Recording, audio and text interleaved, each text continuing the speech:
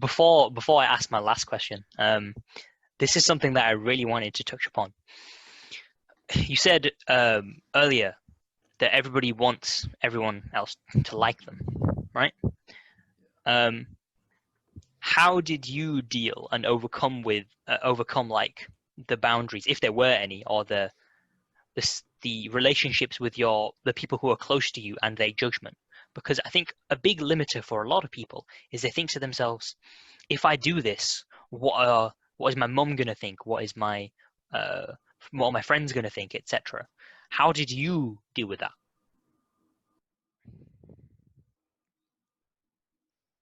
Well, for the parents thing, it's kind of dark, but your parents are going to die before you.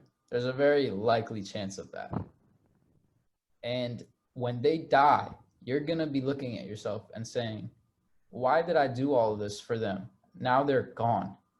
And now I have this life that makes them so happy. They're not even here to experience it.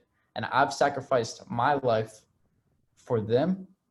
It's just, even if they don't die, it's ridiculous, yo. At the end of the day, all you got is you. It's your life. You only get one of them. Stop living it for other people.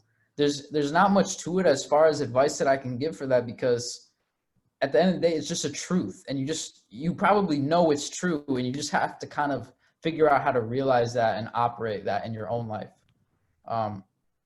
And I'm not perfect. Sometimes I do things so that other people will like me more. But it's that awareness level of realizing, okay, I only did this not because it's really helping me, but just because I wanted people to like me. And then you can change, but it really takes that initial awareness, and then you can act upon it. But one piece of advice I would have for that is be patient with yourself. And that's a piece of advice that I like to offer alongside a lot of other advice. But that's one thing that you're not going to overcome that in a day. You're not even going to overcome it in 5 years probably.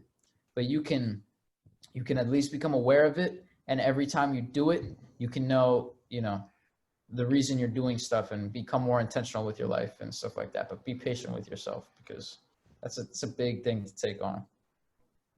Because you look at yourself in the future, right? Not how you are now. Yeah. What I say is, don't look in the mirror too much, because that's not you. And I've tweeted that a couple times, and I don't think anyone has ever understood what I'm saying. And they probably think it's like some Jaden Smith type tweet, but I really mean it. And my thinking with that is, when you look in the mirror, all you're seeing is a conglomeration of your past decisions. You're seeing the result of all of where your past decisions have led you. What you're not seeing is your potential. What you're not seeing is the way that God sees you, or what you were created to be able to accomplish. You're not seeing all the things that really matter. You're only seeing, the result of the past. So don't look in the mirror too much, because in reality, you're so much bigger than that, and you're going to become so much more than that. Don't get so, fixated on what you're at right now, or the past. Nothing like that, man. You have control over the future. That's all you got. So, focus on that.